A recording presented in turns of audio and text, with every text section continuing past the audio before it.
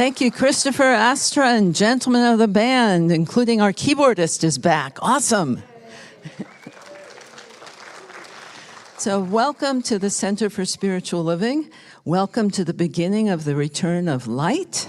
I'm Tara Steele, a minister here at the center, and I'm delighted to be with you this morning.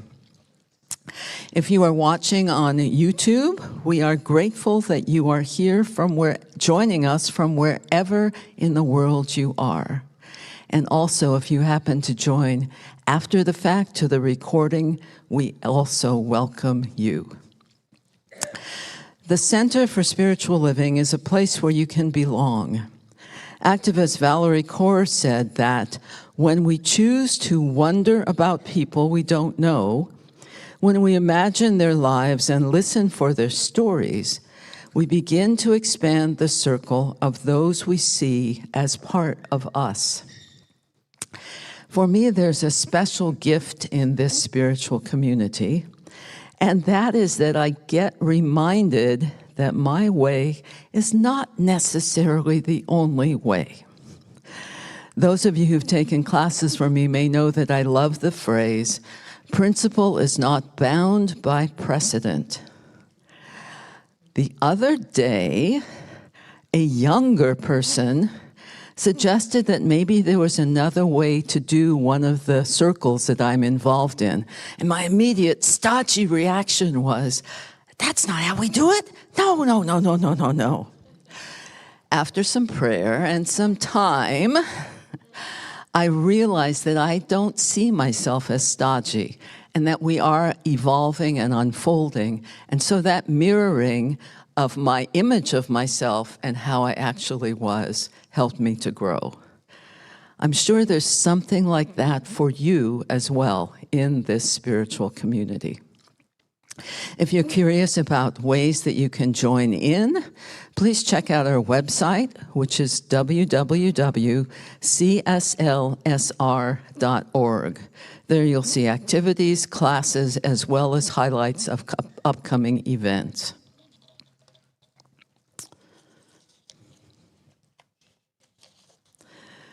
The work we do at the center is guided by our vision and mission. Will you please join me in speaking them out loud? I can't see behind the Christmas tree, so the Center for Spiritual Living is a spiritual community that promotes global transformation through personal transformation. Our purpose is to awaken humanity to its spiritual magnificence. We are motivated by a compelling global vision that inspires us to bring the gifts of compassion, integrity, and loving kindness to the world through our programs and teachings. Together, we are helping create a world that works for everyone. You can find our global vision on the front page of our website by clicking the link titled, We Are One. A part of that vision reads, we see a world where we live as one global family, where kinship with all life prospers. There are 5 foundational spiritual practices that we teach at the center to work toward this vision. Would you read those out loud with me? Spiritual study, affirmative prayer, meditation, selfless service, spiritual circulation. And now, a word from our senior minister. Good morning, Reverend Tara. Good morning, everyone. Francesco, can you give me a D? We're going to do it in G major. Can you sing that D with me? Because I thought it appropriate to give the dedication of these flowers to somebody who always sings to us by singing to him. Because today is Christopher Fritsch's birthday. Here we go. Happy birthday.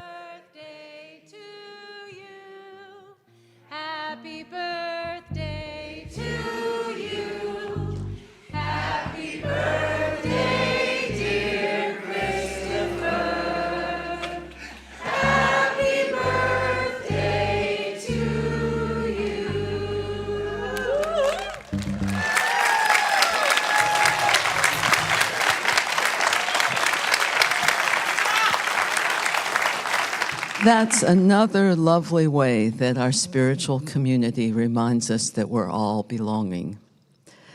We would now like to extend a warm welcome to our first-time visitors.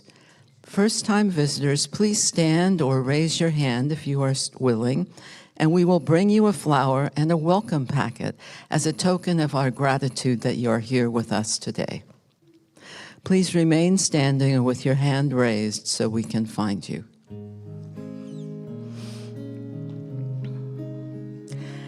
And if you are watching online for the first time, let us know in chat.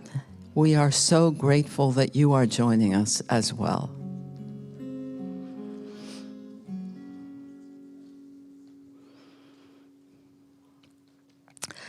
I know that somewhere within the music, meditation, prayer, practices, and Dr. Edwards' message is exactly what you need this day for the next steps on your spiritual journey. Please know that you are most welcome here. And now we'll have a bit of contemplation and prayer.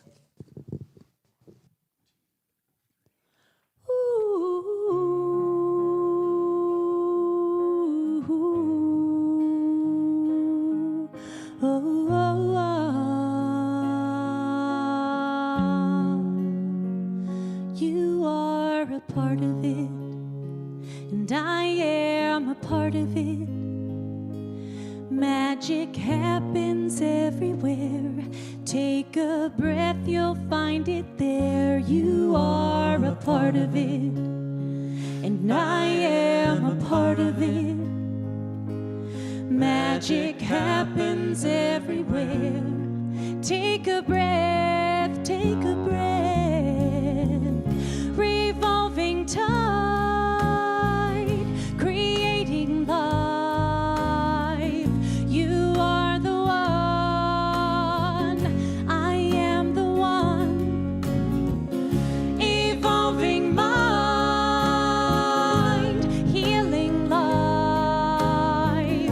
You are the one, we are one. You are a part of it, and I am a part of it. Magic happens everywhere. Take a breath, you'll find it there. You are a part of it, and I am a part of it. Magic happens everywhere. Take a breath, take a breath. Revolving tide, creating life. You are the one, I am the one. Evolving mind, healing life. You are the one, we are one. You are a part of it, and I am a part of it. Magic happens everywhere. Take a breath, you'll find it there.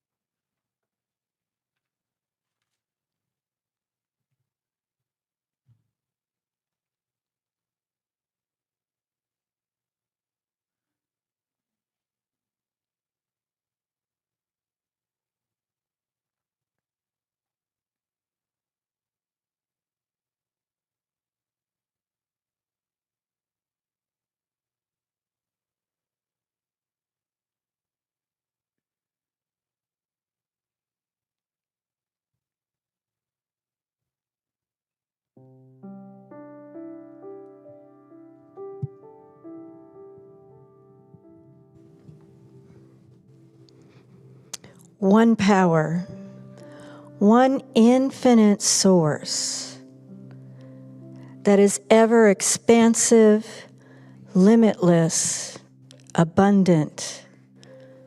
It is that love that flows easily and effortlessly through all of life, infilling each of us with its beauty, its love, its power, its presence, its wholeness, its allness. And I accept for each of us here in this sanctuary and those online, a day filled with light as the days begin to grow longer, days of beauty and rest as we venture into a holiday season for many of us. We are open to that expansive love, that expansive, infinite ability to wonder, to believe, to accept. For each is given that guiding light of the divine that has brought us here, right now, to this place. And somewhere between this prayer, the music, the message, is just what it is that you are seeking. I give great thanks for this time with each and every one of us, for those that are here, those that serve, those that are behind the scenes, celebrating each and every one of us. I release this word into that infinite mind, knowing that it is already done. And together we say, and so it is. Good morning. My name is Lorena Fisher. I'm a prayer practitioner here at the center. Please join me in reading today's affirmation. I am the light embodied. I radiate. And so it is. Thank you.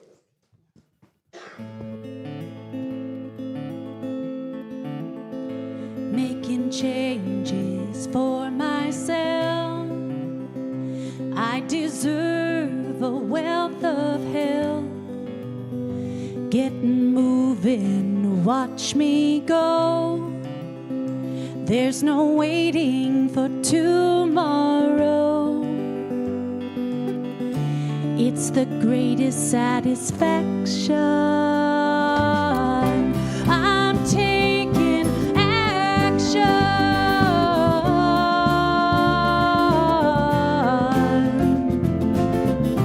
I'm taking action.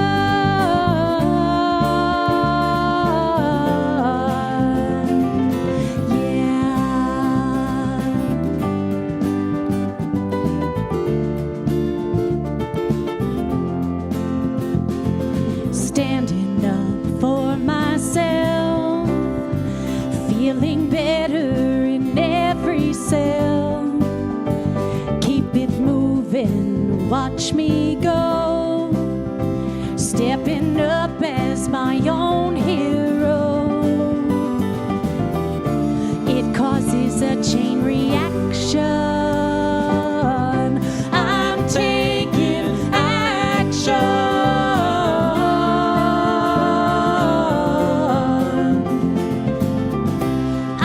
Taking action.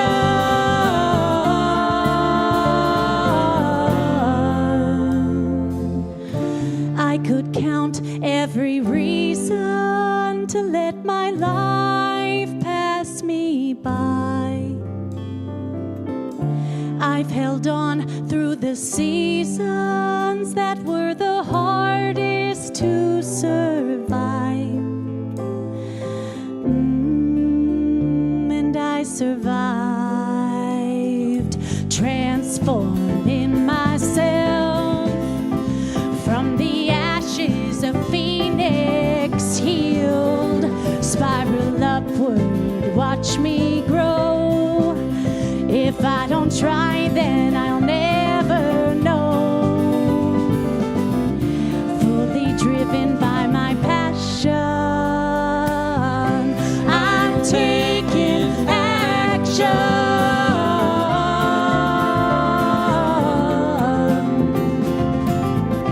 I'm taking action.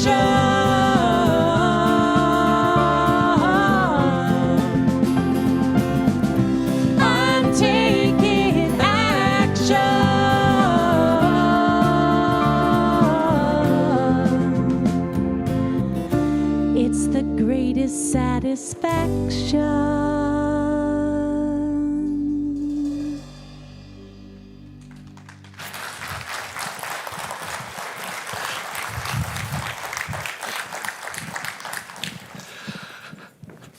Thank you very much, Astra and Christopher and Francesco and Brett and Nick. Thank you for warming us up this morning. Good morning again. Howard Thurman, as the American, mystic, really, and educator and civil rights leader, in his book, The Inward Journey, which is such a beautiful, poetic book. I mean, he loves words. And so when you read Howard Thurman, every word counts. He wrote this: to continue one's journey in the darkness with one's footsteps guided by the illumination of remembered radiance is to know courage of a peculiar kind. The courage to demand that light continue to be light even in the surrounding darkness. That phrase, with one's footsteps guided by the illumination of remembered radiance.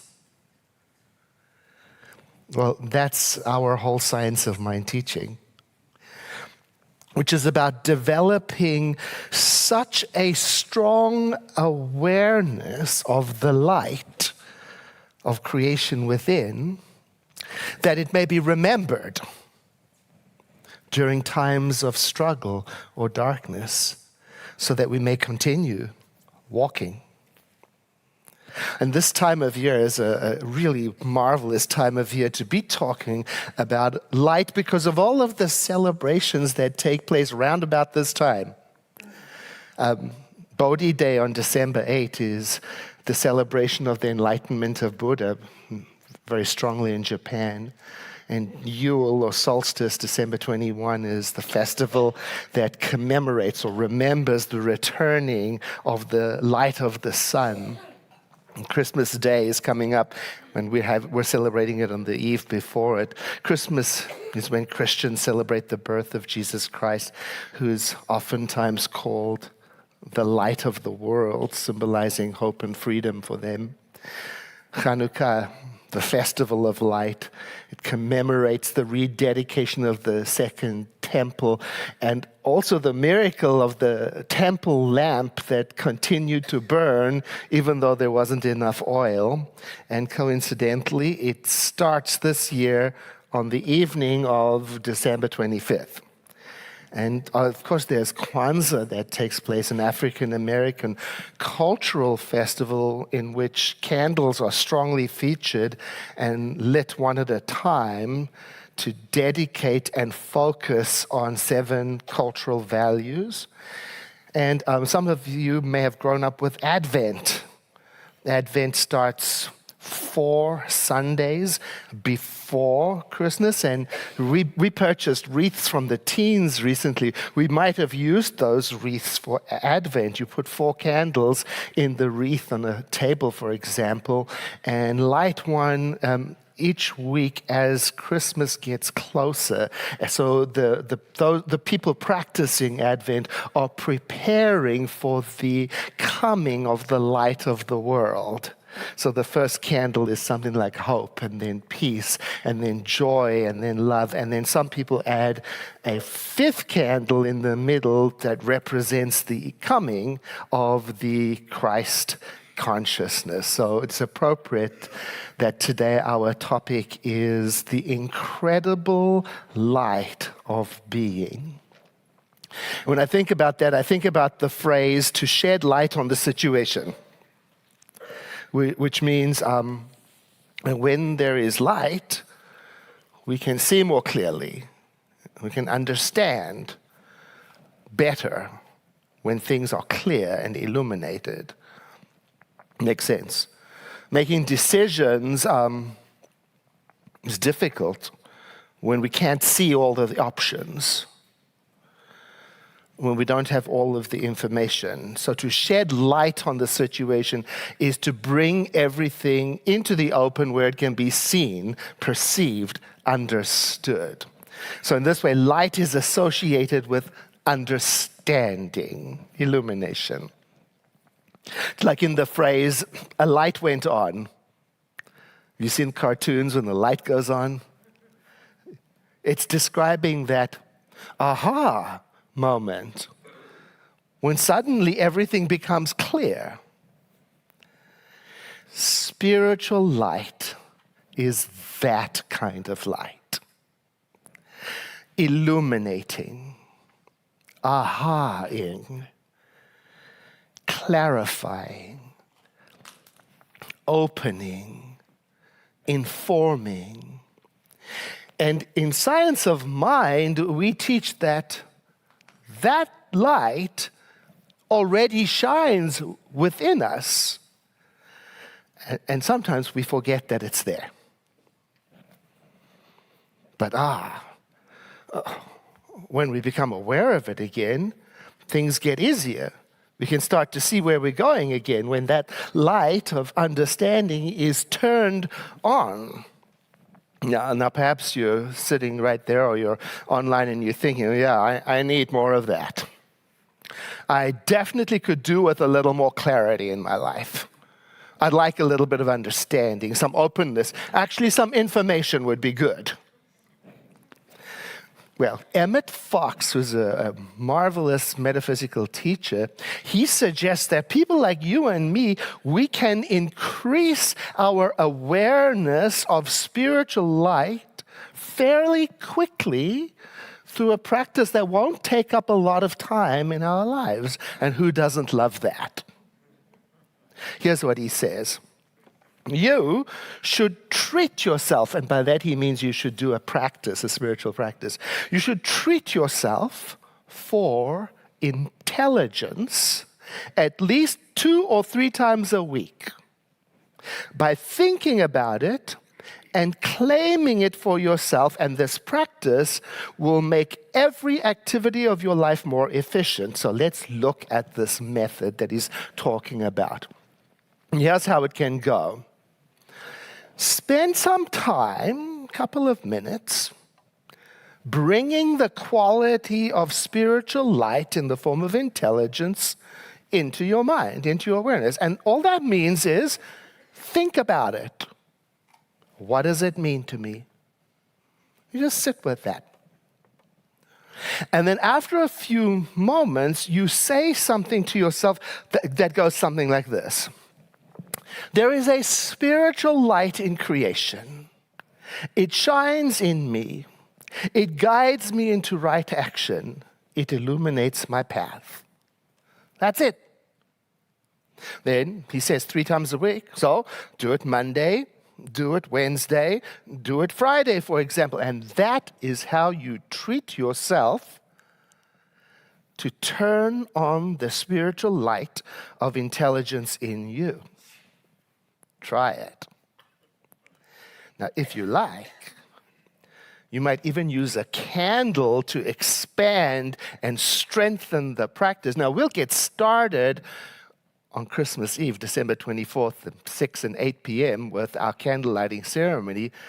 But what if you and I decided to continue the practice on and on by ourselves afterwards for as long as we like, by, for example, lighting a candle every single morning, or maybe you want to do it in the evening, just like this one, and you could just do it for a whole month if you like. You just light the candle, and then you take a moment and be still and look at it. That's all. And breathe, while you silently say to yourself, there is a spiritual light in creation. It shines in me. It guides me into right action. It illumines my path. You can even take the practice further this whole season. You can go much, much deeper if you like. For example, light a candle at the next important meeting you have. Especially if you're going to have a difficult conversation. Just take a moment and light the candle before you start. Or at the next family gathering you have. Especially if you know in advance there's some contentious conversations that are possible. Just light the candle before it all starts. And breathe. Look at it and then notice the difference. Or the next time you meditate or read a book or do a chore you don't like doing, just take a moment first, light the candle, breathe, take a moment to look at it. And each time you light that candle, in the silence of your mind, you say firmly and clearly, there is a light, a spiritual light in creation. It shines through me. It guides me into right action and it illumines my path. And see what a difference it makes. We love ceremony. We love ritual. We love symbols, and they go deep into us to the point where the next time you light a candle, that entire phrase will be imprinted in you in the act of lighting it. Light plays a very important part in human spiritual development. It marks milestones for us, like, for example, when we put candles on a cake. Or like in the releasing ceremony that we did this past Wednesday on our pre-solstice service. You know what we did?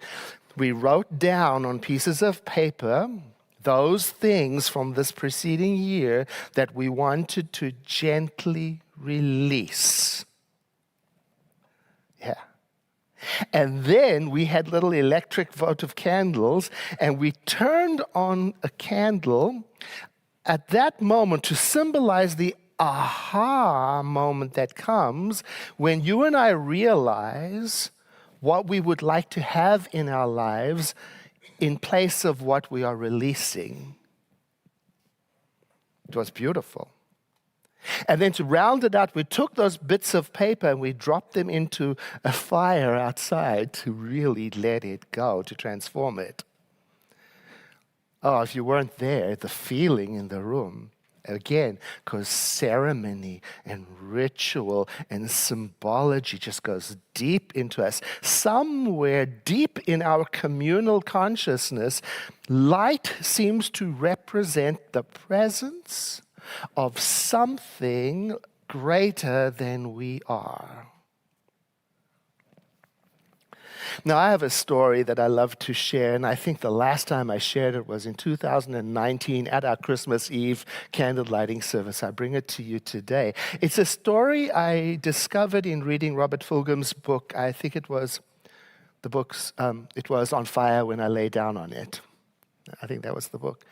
It tells the story about how after the war there was bitterness between the German and the Greek people as a result of some really bad outcomes in the war. And Dr. Alexander Papaderos, a teacher and a politician, he developed a conference center on one of the very battlegrounds where all of the hatred was born between the two nations. Because his idea was he wanted to nurture and heal the connection between the two nations. At that very conference center, he was speaking, and somebody in the audience raised their hand and asked the question, what is the meaning of life? And there was an uncomfortable laugh. People weren't quite certain if that was facetious or a serious question. But it was a serious question.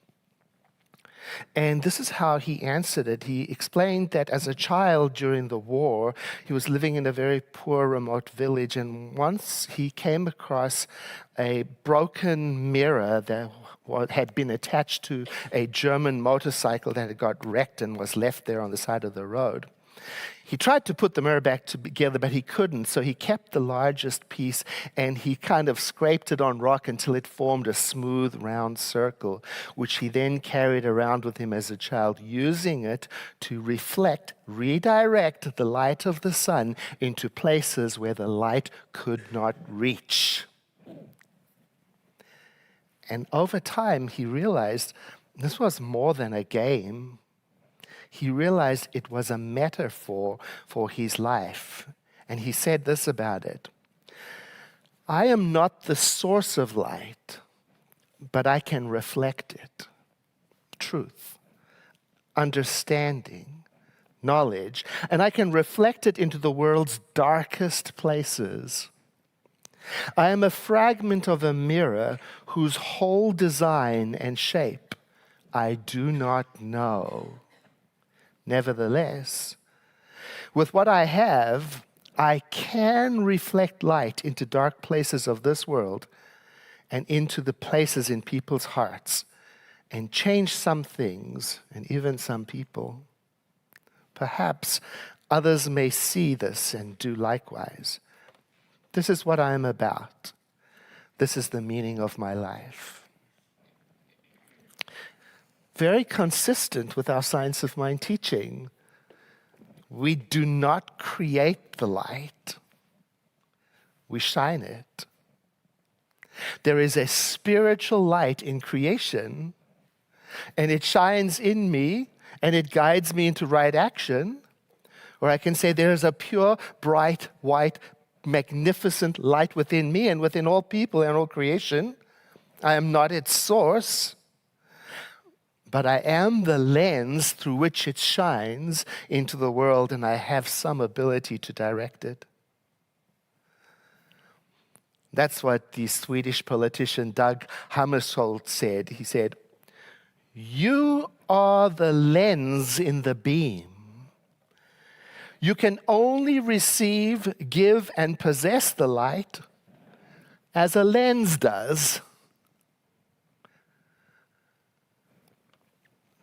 Again, we do not create the light.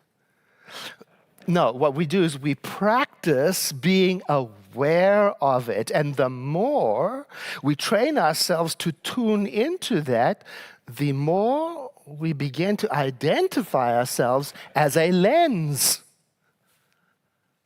through which that light shines. Now, a fundamental concept of Science of Mind is that we are all connected to the light that Spirit is all of the time. Whether we are aware of that or not has a lot to do with how we were raised. Science of Mind asserts that you and I were born innocently. Through life's journey, however, we pick up a few habits. We forget a few things.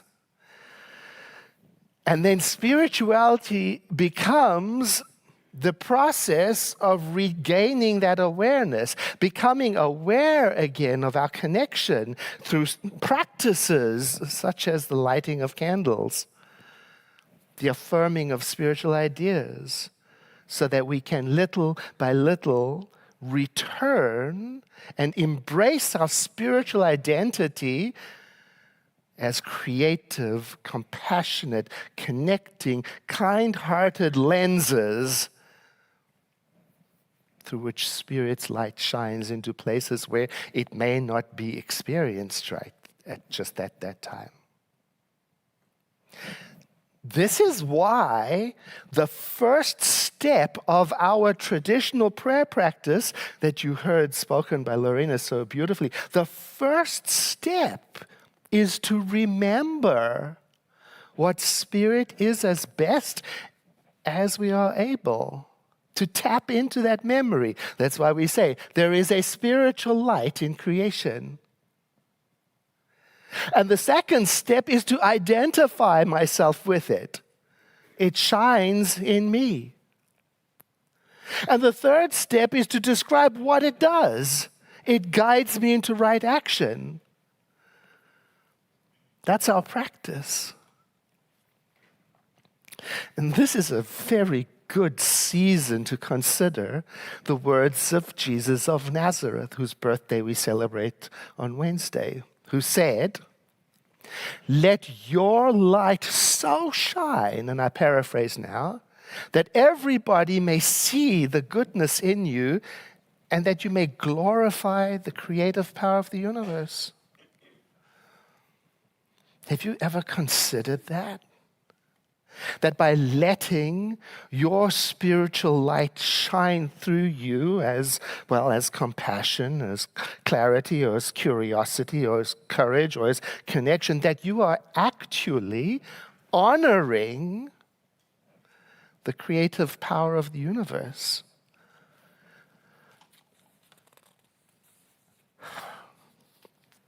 Another story for you. I'm going to read this one to you.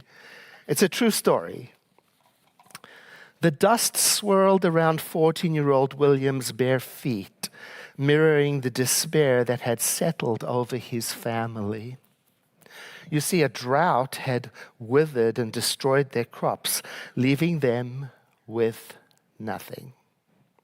School, once a symbol of hope, now felt like a cruel joke because the family couldn't afford the tuition fees.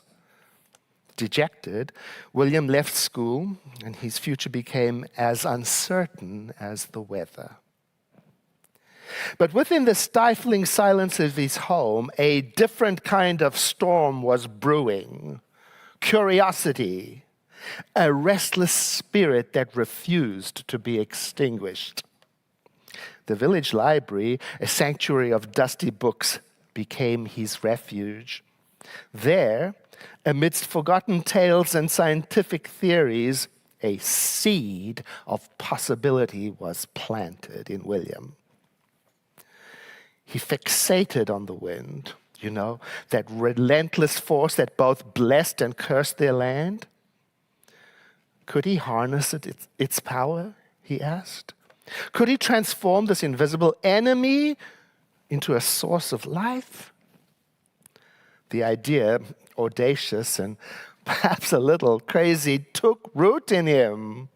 His neighbors scoffed at him. They called him a dreamer and an outsider, but William pressed on. He's fueled by stubborn hope and a stack of dog-eared textbooks. He scoured the village, scavenging for scraps, discarded metal, rusty tractor parts, and even a bicycle's mangled remains. With these unlikely ingredients, he began to build and build and build again. And months turned into years, and each day was a struggle against doubt and despair until finally, after countless trials and errors, he did it. He built a windmill. The first time the blades caught the wind and whirred to life, a hush fell over the village.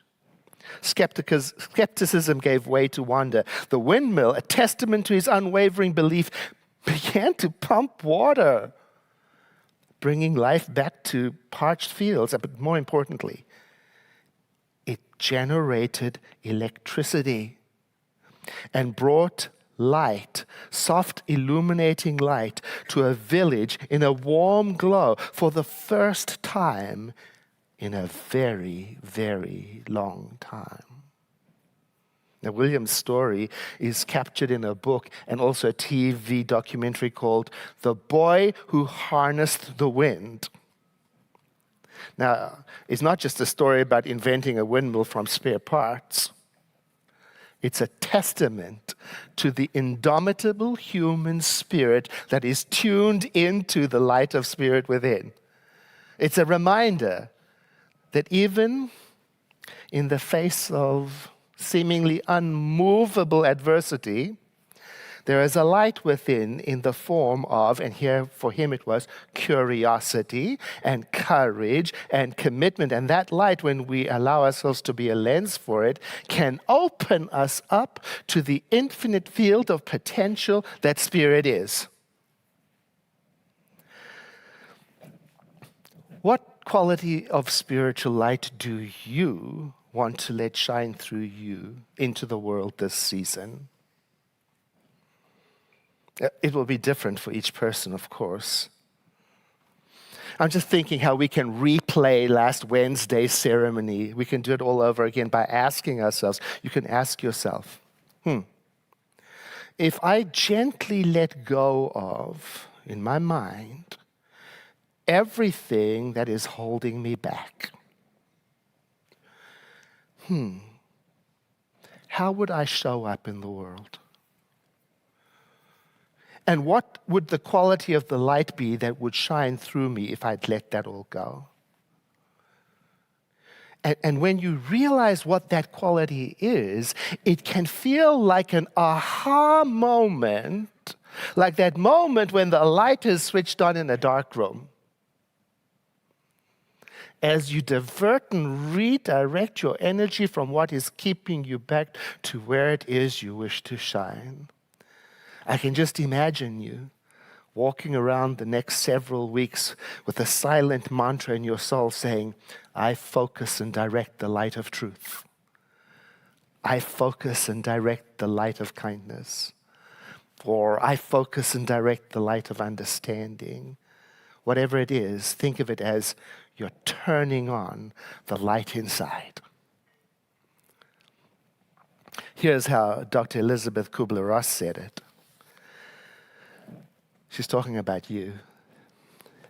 People are like stained glass windows.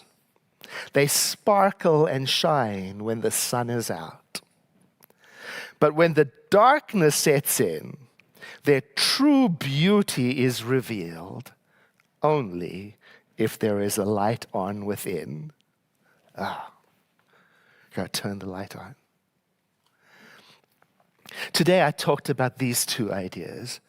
There is an inner light that each person carries, a spiritual illumination that we did not create, but we can tune into it to guide us, even in challenging times.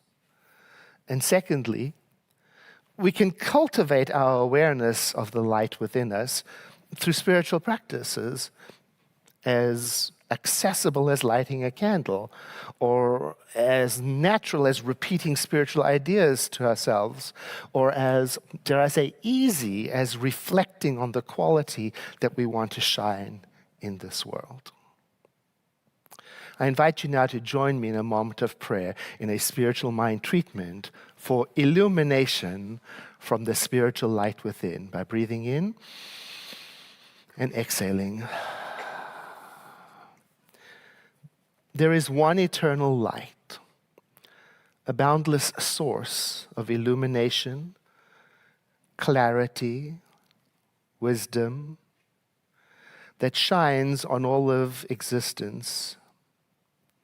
This light is ever present, infinite and unchanging, radiating in all directions as guidance and intelligence.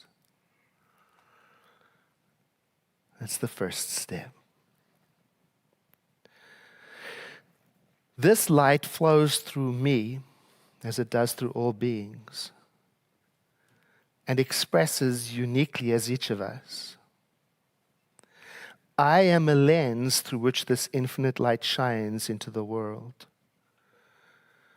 I am inseparably connected to its source. It is on the move through every one of my thoughts, through all of my actions, in all the moments of my life. Presence as inspiration and clarity and wisdom. That's the second step, identification.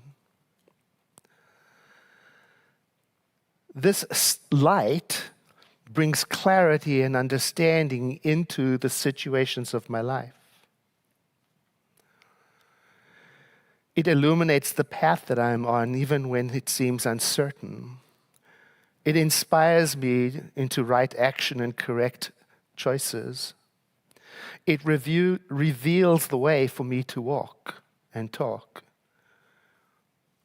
In this very moment, my awareness of this inner light grows stronger, deeper.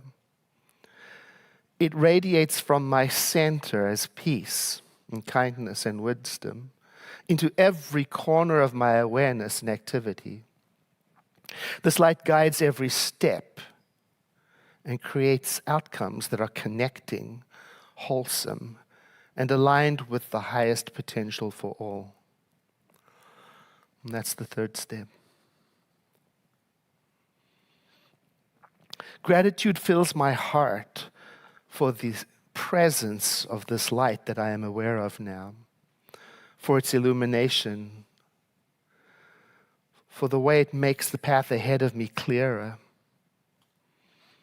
for the trust it instills in me. Awareness of this connection is a gift and a blessing, ever available and sustaining, and for that I'm grateful. And that's the fourth step.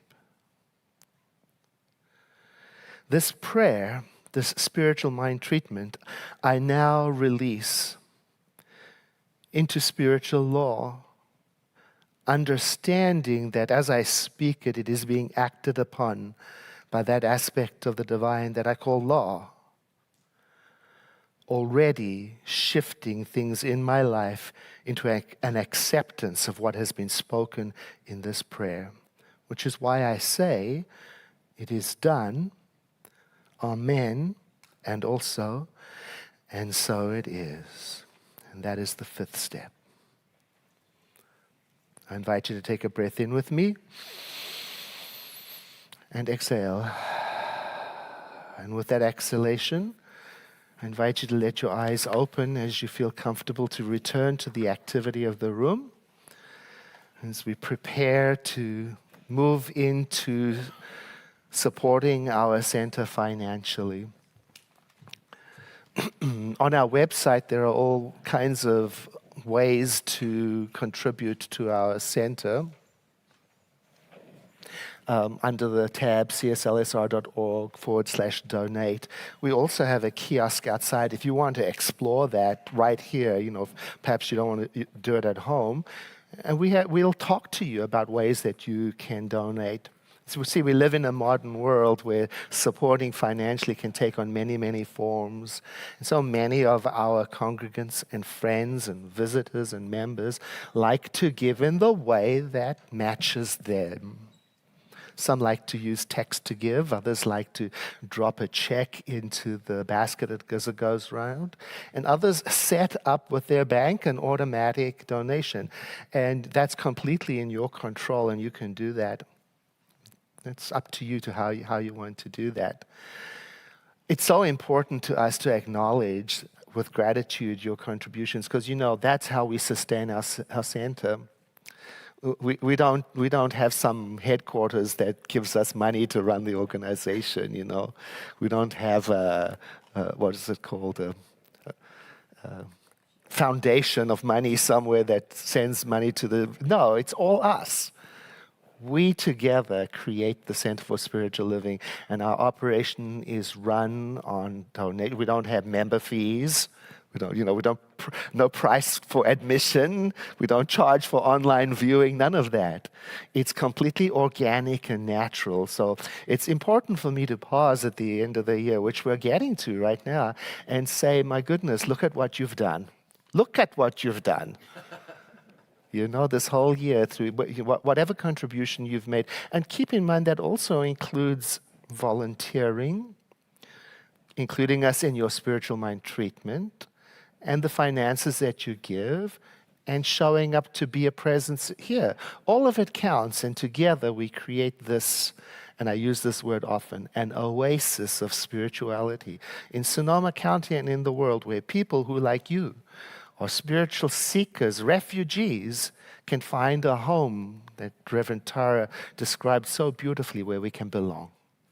So thank you for that.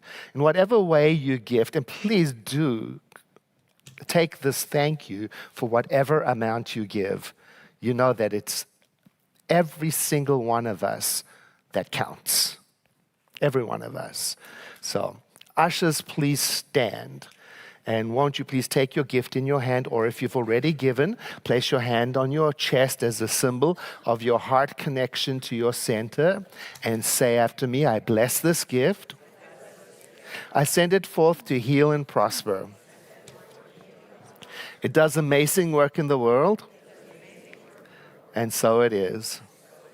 Ushers, please receive the gift.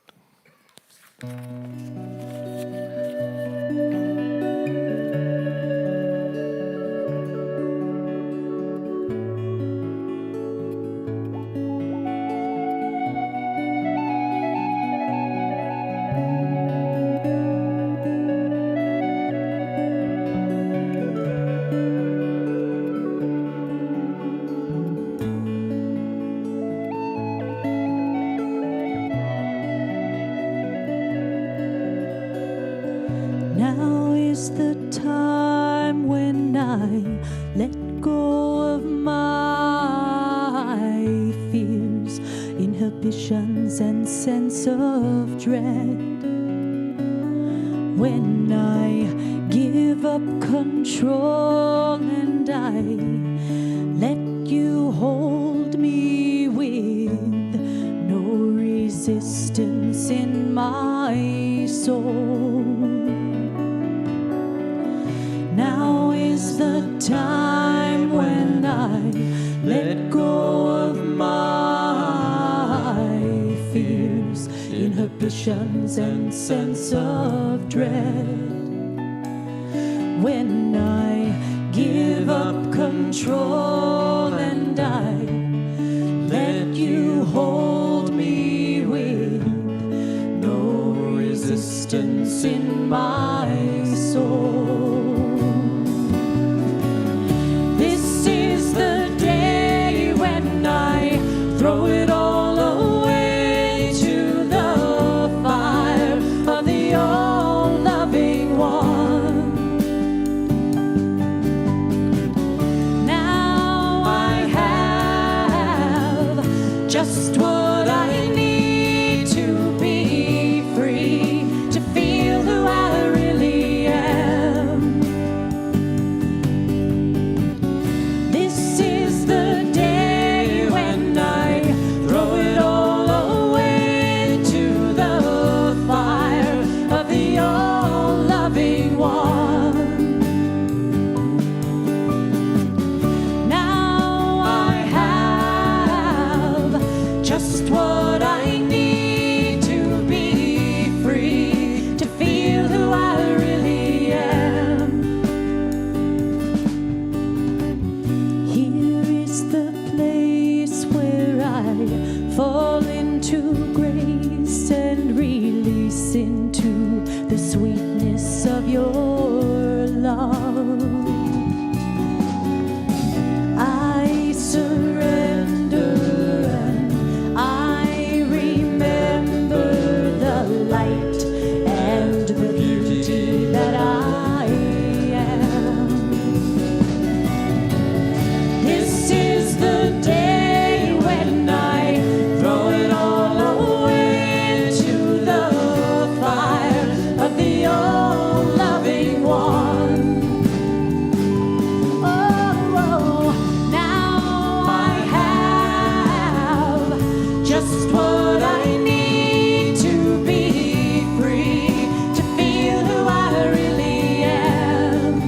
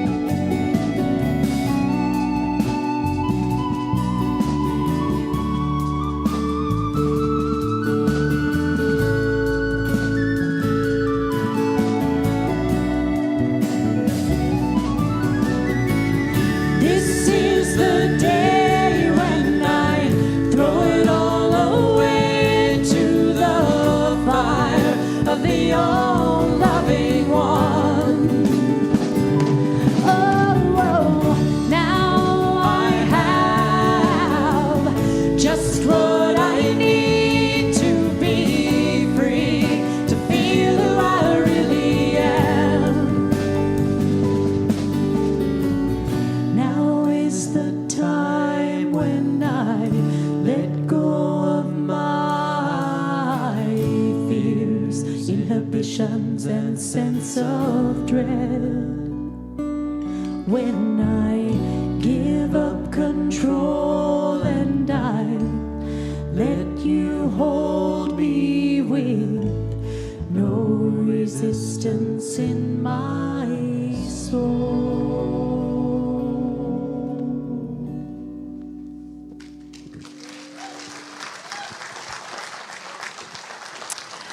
Thank you. That's one of my favorite songs in the universe.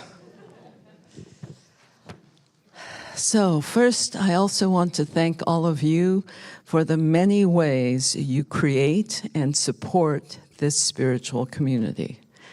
Thank you, each one of you. Now we're going to talk about all the events that our center is doing for the holidays. It begins with the Christmas candle lighting service, which is this marvelous opportunity to see in the eyes of each one who comes forward with their candle their commitment to the possibilities and the love in the coming year. It's absolutely magnificent to see. We are going to have the service at 6 and at 8 p.m. on Tuesday, I'm going to be doing Wednesday, on Tuesday, Christmas Eve.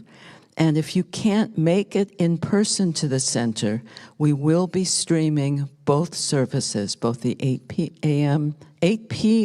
and the 6 p.m. Now that you've heard me say it sideways and backwards, you know exactly when to show up on Tuesday.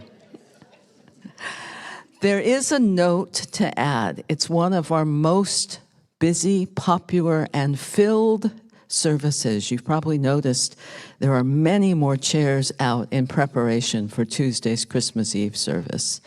If you're coming and you can, please park out back. If you have friends to carpool with, please share driving in one car. And whatever you do, bring love and patience.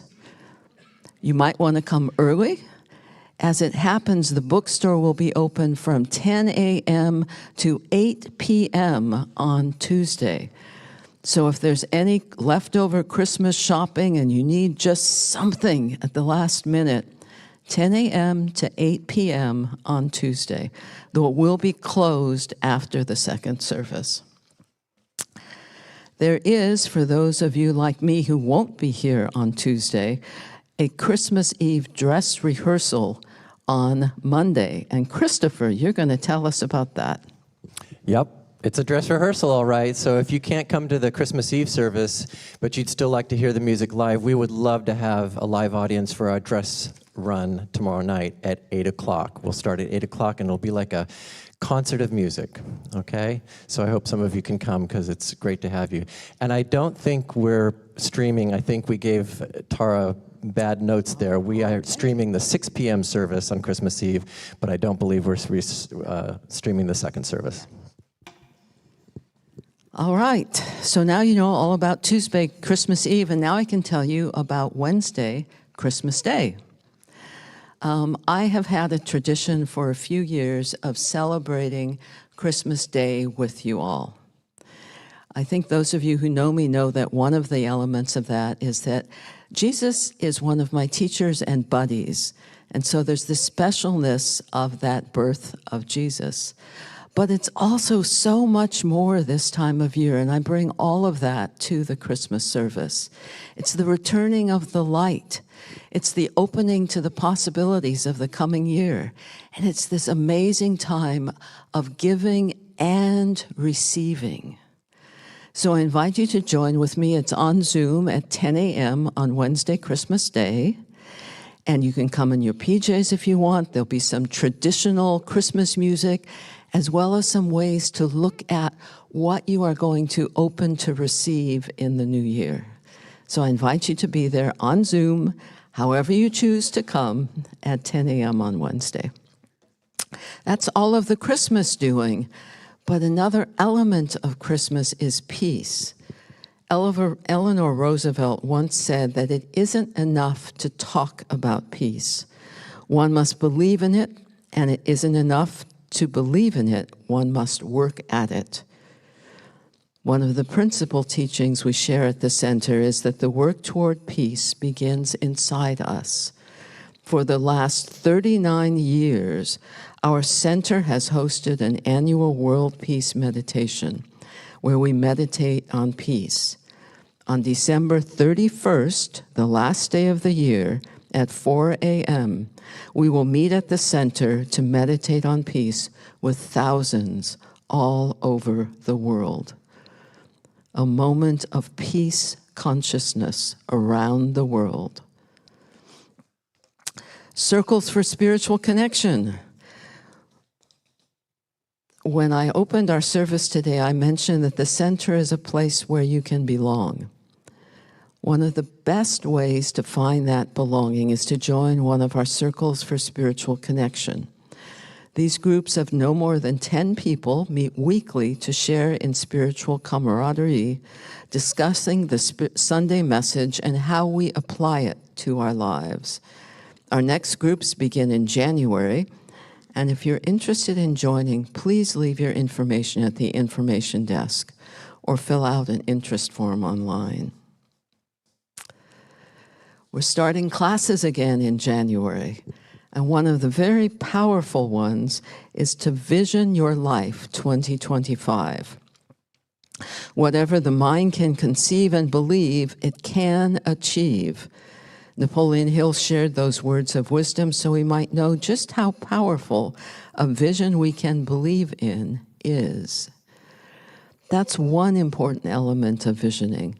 Something else that I've learned in my own time with visioning is it attunes me to listen within.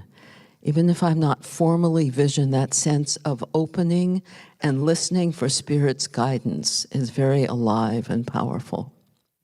In Reverend Russ's upcoming workshop, Vision Your Life 2025, he will guide you through a deep visioning meditation where you will tap into your inner vision so that it can inspire you to discover what's possible.